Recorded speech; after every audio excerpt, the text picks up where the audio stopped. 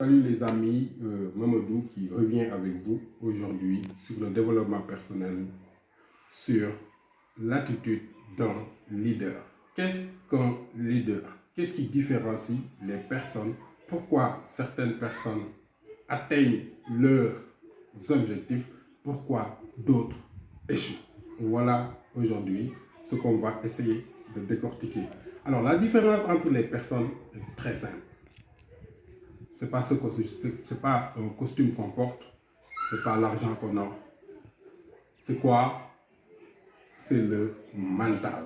C'est le mental.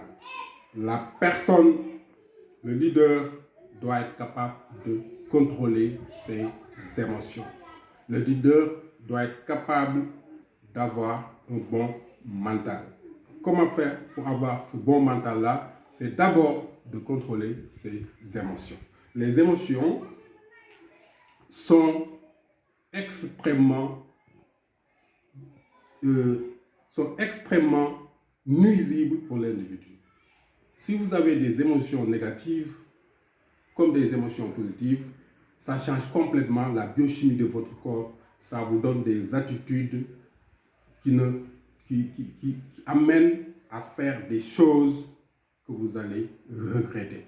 Donc, la première chose pour un leader, c'est de se contrôler. Par exemple, on vous dit une chose qui ne vous plaît pas, ne vous mettez pas en colère. Ne vous emportez pas, maîtrisez-vous. Donc, la première chose d'un leader, c'est de maîtriser ses émotions. Comment les maîtriser? C'est de s'entraîner à ne pas avoir une très grande colère. Si vous avez une colère, vous essayez de vous maîtriser, vous faites de la respiration, vous vous calmez à l'intérieur. Voilà une chose qu'il faut installer chez un leader.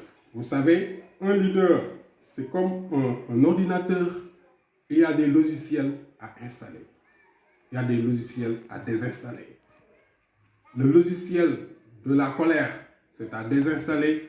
Qu'est-ce qu'il faut installer? C'est le logiciel du contrôle de soi. C'est le logiciel du contrôle de ses émotions. Parce que si vous vous laissez gouverner par vos émotions, vous allez tout droit vers l'échec. Parce que les émotions vont vous amener à être sur la défensive, à faire des choses irréfléchis qui vont vous mener vers l'échec total. Alors, pour contrôler ces émotions, d'abord, ayons la paix intérieure avec nous-mêmes. Acceptons ce qui vous arrive. Par exemple, si vous avez un défaut, si vous avez une situation difficile, acceptez cela. Ne vous mettez pas en contradiction avec vous-même. Si vous acceptez d'abord ce qui vous arrive, déjà, vous commencez à être en paix avec vous-même. Vous commencez à avoir le corps apaisé et l'esprit apaisé. Mais si vous refusez votre situation, vous êtes en contradiction avec vous-même et ce sera extrêmement difficile que vous contrôliez vos émotions. Donc, soyez en paix avec vous-même en acceptant votre état, en acceptant votre nature telle que vous êtes. Acceptez vous-même. Ne vous détruisez pas vous-même. Il y a des gens qui s'auto-détruisent, qui disent du n'importe quoi sur eux-mêmes. Alors ça vous anéantit. Acceptez votre situation. La deuxième chose, c'est d'affirmer, de donner, de faire des phrases positives sur soi. Cherchez des phrases qui vont vous galvaniser à l'intérieur.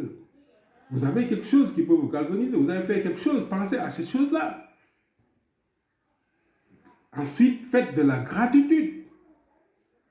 Remerciez Dieu de ce que vous a donné. Dieu vous a donné des yeux, Dieu vous a donné une main, des mains, Dieu vous a donné des pieds, Dieu vous permet de parler, Dieu vous donne de l'air que vous respirez. Donc, acceptez votre situation, remerciez Dieu de votre richesse parce que vous êtes déjà riche. Vous avez beaucoup de choses que d'autres personnes n'ont pas. Vous vous levez le matin, remerciez le Tout-Puissant parce que vous êtes déjà riche. Acceptez tout ce qui vous arrive. Acceptez votre situation actuelle et en ce moment-là, dès que vous acceptiez cette situation, en ce moment, vous pouvez poser les jalons pour être un bon leader. Donc, un bon leader ne doit pas rejeter sa nature, ne doit pas fuir sa vraie nature. Il doit être lui-même tel qu'il est, accepter sa situation pour avancer. Autre chose pour être leader, c'est être véridique. C'est être véridique. Soyez véridique, les gars. Si vous n'êtes pas véridique, vous ne pouvez pas avoir la paix intérieure. Vous n'êtes pas encore un leader. Un leader, c'est l'honnêteté, c'est la vérité. Quelle que soit la situation, misez sur la vérité. Si vous misez sur la vérité, vous serez à l'aise et vous pourrez changer les choses. Mais si vous ne misez pas sur la réalité, sur la vérité, vous allez vous-même avoir une contradiction intérieure qui va vous bloquer et va vous empêcher d'être libre, d'être libéré. Votre corps va se contracter et vous n'êtes pas à l'aise. Donc un leader, il doit être toujours véridique, il doit travailler toujours sur la vérité, il doit toujours être honnête. Autre chose, le leader doit éviter ces 3 choses que je vais dire pour terminer cette vidéo. Un leader doit éviter la peur. Si vous entretenez une peur, quelle qu'elle soit, vous allez vous anéantir. Donc, la première chose à faire, c'est de surmonter les obstacles de la peur. Comment surmonter les obstacles de la peur? C'est de se faire quelque chose que vous avez peur de faire. C'est Einstein qui disait, pour éliminer la peur, faites quelque chose que dont vous avez peur. Et cette chose-là va disparaître. Je reprends l'image d'un chien. Quand le chien vous attaque, si vous fuyez, le chien va continuer à vous attaquer. Mais si un chien vous attaque et vous êtes debout, vous êtes ferme sur votre position, le chien va reculer. Alors, pourquoi? Parce que tout simplement, vous avez éliminé la peur du chien et que cette peur-là est transférée vers le chien et le chien va rebrousser chemin. Voilà ce qu'il faut faire. Évitez de se mettre trop de pression. Si vous mettez trop de pression, vous êtes aussi sur la voie de l'échec. Évitez les pressions. Les pressions, c'est les choses que vous mettez dans votre tête. Il faut ceci, il me faut, il te faut. Non, éliminez toutes les pressions. Soyez libérés, soyez zen. Un leader, il doit être zen. Il ne doit pas avoir beaucoup de pression dans sa tête qui l'empêche de voir clair sur les choses. Et soyez, la troisième P, c'est soyez patient. Il faut être patient.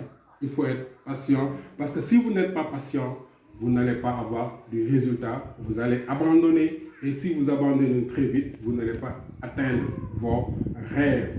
Soyez patient, soyez persévérant, calmez-vous, pratiquez la méditation sur laquelle je vais faire une vidéo.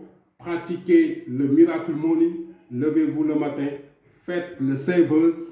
Je vais revenir sur ça. Donc, levez-vous le matin. Faites des exercices physiques. Faites de la lecture. Faites de la méditation. Fermez les yeux.